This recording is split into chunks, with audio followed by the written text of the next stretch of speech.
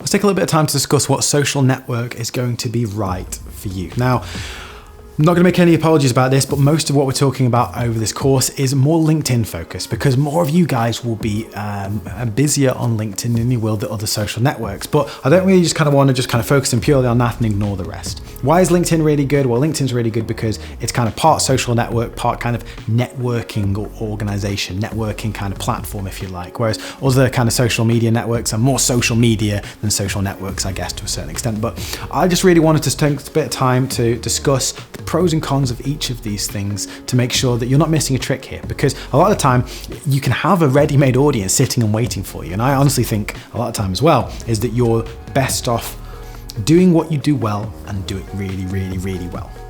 And that might not necessarily be LinkedIn, that might be Facebook, that might be even Instagram, that might be any range of the social media networks that are out there.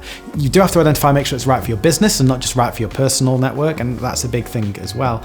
But it's worth kind of taking a second to think about this. So let's kind of get into it. So first of all, have a think about this. Where are your prospects? Remember when we look back at the idea of the customer avatars and all that jazz? Well, really, you need to be thinking here about where are these people hanging out that I've identified? Are they more of a consumer-based sort of thing? Are they kind of customers for an online store, or are they kind of people? Is it more of a B2C business that you're in rather than a B2B business? If so, something like Facebook may make way more sense. Or is it something where you are doing high-value consultative sales? If so, then something like LinkedIn would probably make more sense. Is it something that's like hyper-visual that you're doing? You're just really trying to get people kind of looking and seeing the stuff that you're doing and kind of really feeling it out from that point of view? If so, Instagram might make more sense. You really want to think about where your prospects are hanging out in a business sense, because guaranteed most of your prospects, they probably do have a Facebook account. They may well have an Instagram account as well as LinkedIn. And they might be focused on one of these individual things. But really, where are they going to be willing to talk about the stuff that you're selling on any of those platforms?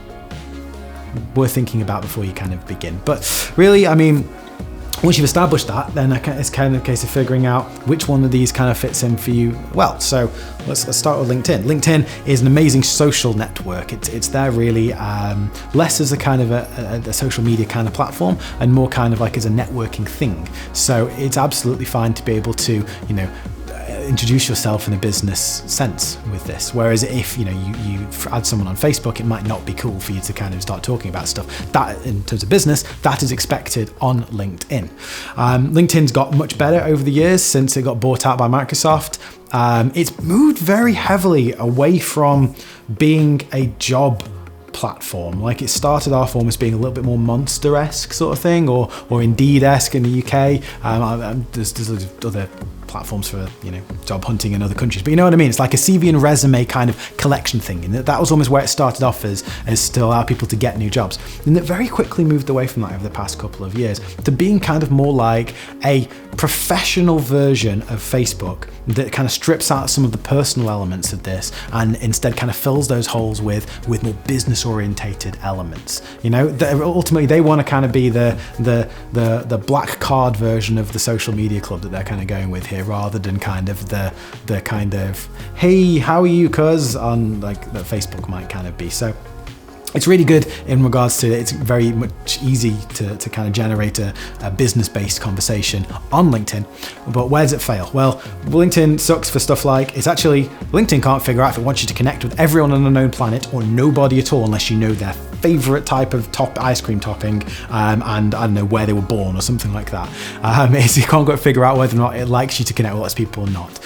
There's also a bit of a paywall to some of the features within LinkedIn, but the general rule of thumb with this is that if you don't need to pay for that stuff, then don't, because you maybe consider that when you've kind of maxed out the free features on LinkedIn. And the vast majority of people on LinkedIn don't use the free features to their full extent as they should do anyway. So if you're not doing that, then no point in paying for it at this point in time.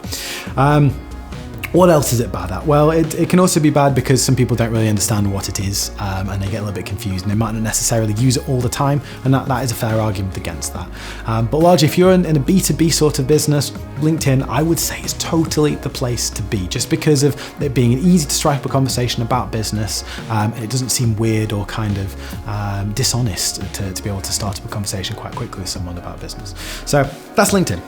Next up, let's take a look at Facebook. Facebook is obviously really good for B2C businesses, and not all B2C businesses. Some of them might actually still be better on LinkedIn or Insta, but it's really good to be able to establish yourself to a really wide audience very easily and very quickly. Plus sides to Facebook, nearly everybody's on it, aside from the very young, because it's not quite that cool anymore to be on Facebook as it was when I was a young lad.